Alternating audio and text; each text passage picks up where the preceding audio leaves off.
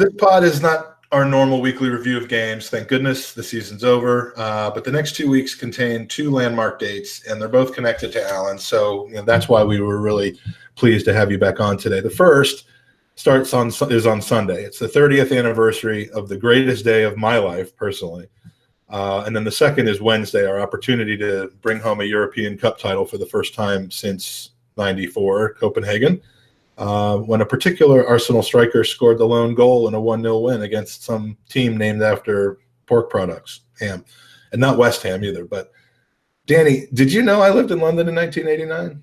Were you aware of this? Have I ever mentioned this to you or to anybody? No, I've got no idea what you're talking about. Yeah, I keep it pretty quiet, but you weren't there, were you?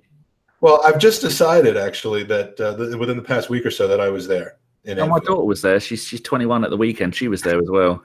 Yeah, I mean we're that's what I'm going with. But anyone in their Arsenal history knows about May 26, 1989. It's the most dramatic climax to a football season in the history of football. And do not give me this May 2012 Manchester City stuff, right, Alan? I mean, come on. Correct. Yeah. No, they don't compare. I was having a discussion on Twitter the other day with somebody who's a Man City fan, and just trying to explain the differences. Obviously the Aguero moment was great from Premier League standards, but they were playing QPR, who were fighting relegation, and 5 minutes before the Aguero goal, they'd heard that they were safe because the result elsewhere had gone the way. QPR were down to 10 men, so it's not quite like playing 4 times European champions who never used to lose at home.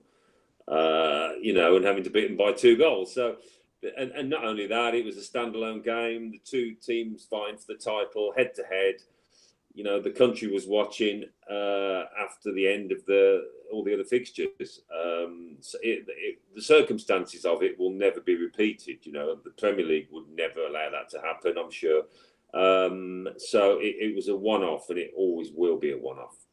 Yeah, I mean, God forbid, you had to beat QPR at Highbury in 1989 instead of Liverpool. But and the one factor, of course, is we don't know whether this is true or not. But I mean, Joey Barton may or may not have had a personal interest in financial interest in Man City winning. So there's a lot of factors that make them different. But there's no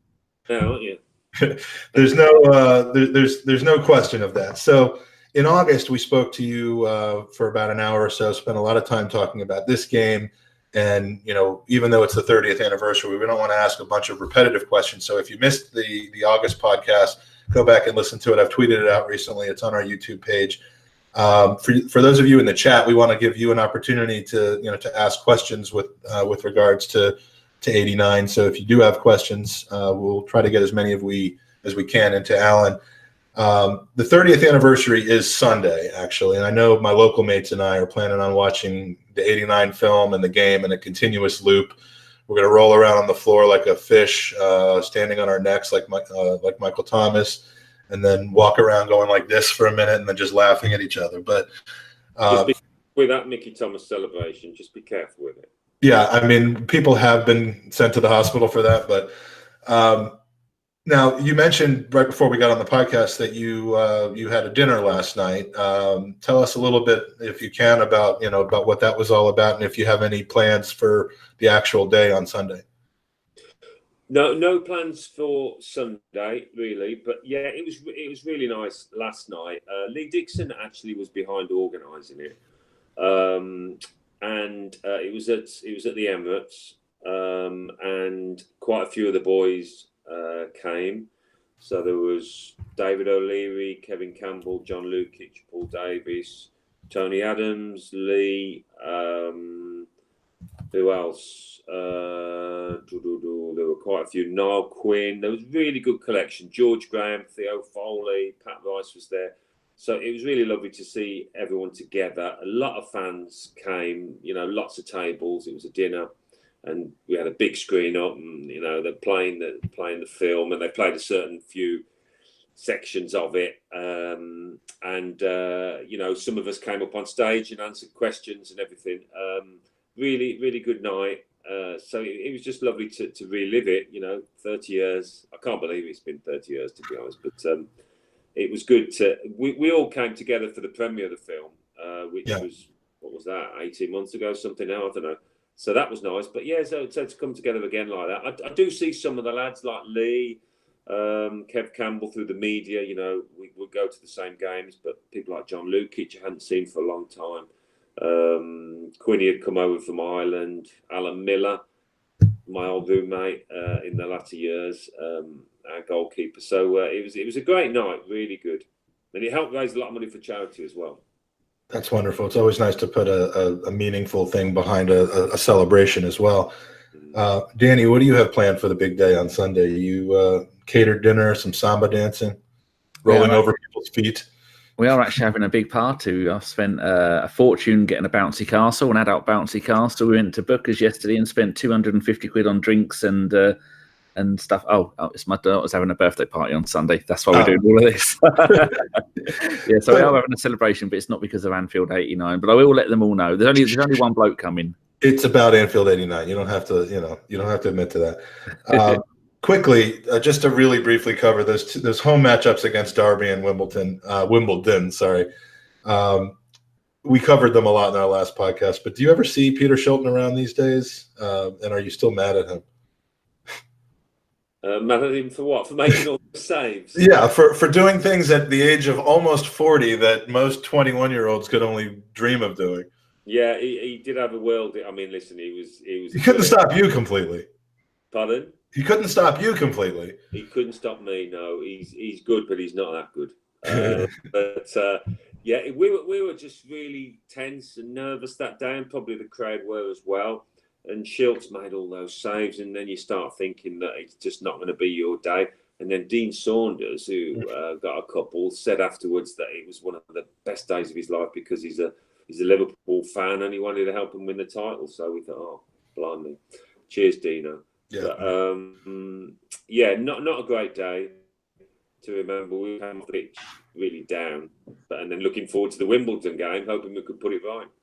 Yeah, I mean, I think before the Derby game, you guys were 5 points ahead of Liverpool. They had a game in hand by the time the Wimbledon game was over, and then the next day, the Liverpool-West Ham game, it was 3 points back, and just a really, really nervy time around North London. We have a question from one of our great podcast users, 312 Gooner at Clough31 on Twitter. What a season and a win against Liverpool to secure the title. What did that 89 Arsenal squad have that our current squad could use the most? I don't know. I don't like to compare squads and say ours was better than this one. What we did have was a real togetherness, a never say die attitude. We couldn't be bullied. We stuck together. We knew exactly what we wanted to do. We went out on the pitch, and that was all down to George Graham, really, because he worked on the training ground tirelessly on our shape and our individual roles. And I think Unai Emery's quite similar in that regard. You know, he puts a lot of thought into that on the training ground. But any successful team's got to have that spirit and determination. You know, we had it. We wouldn't take no for an answer. We just kept going. And you know, it's a relatively new thing with Emery's team. He's gathering the people together that he wants within that group, and I'm sure in time, it doesn't happen overnight. I'm sure in time, you know, he'll get that. That's what he'll be striving to achieve anyway.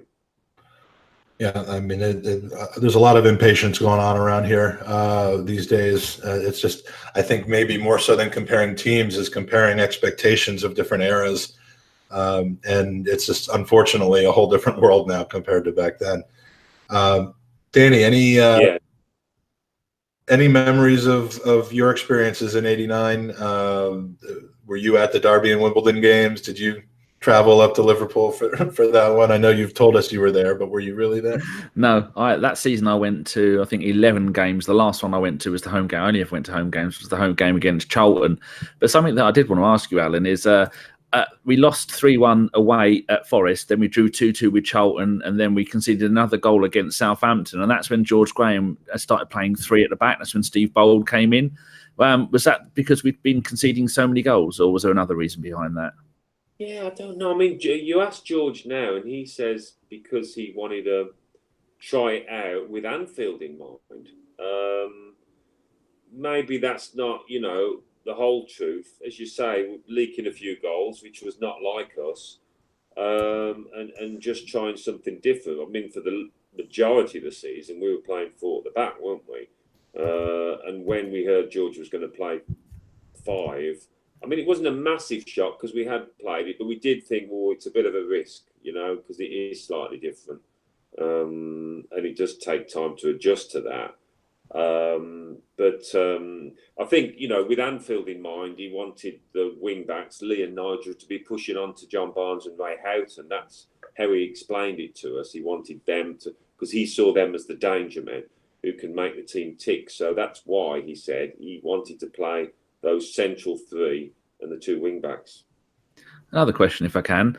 During that season, we played 7 friendlies. At the beginning of the season, we played the Mercantile Credit Trophy, which was to celebrate 100 years of the Football League, beat Man United 2-0 in the final.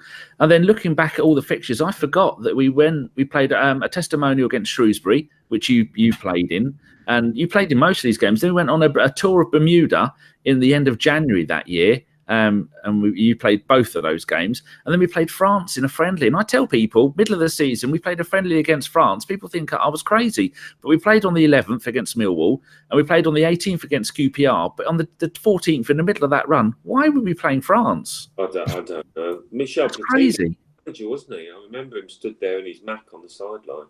But it was a tough game, that. And I don't think any of us actually asked why we were playing France. I think they were over here, maybe having some friendlies, and I don't remember the Shrewsbury testimonial, but you know what it was like then, Danny. There wasn't any rotation. There was a very small squad, 13, 14, 15 at the most, really, and we just played. I remember the pitch was awful against France, really, really bobbly. But we ended up beating them, which was quite nice. I think me and Hazy scored. But yeah, we played a lot of games. Last night, actually, they had a little quiz, and they said how many players were league ever presents in that season, and I think there were 3. Which would have been John Lukic. I don't know. Tony Adams and Dave Rocastle. I don't know the other 2, actually. I don't think they actually explained who it was. But the rest of us, the 3 ever presents, and the rest of us, I think I played 36, something like that. And there were a lot of boys on that amount of games, played the majority of the season. Lukic, Rocastle and Nutty all played 38, and you and Tony Adams played 36. There you go. Plus the 15 friendlies.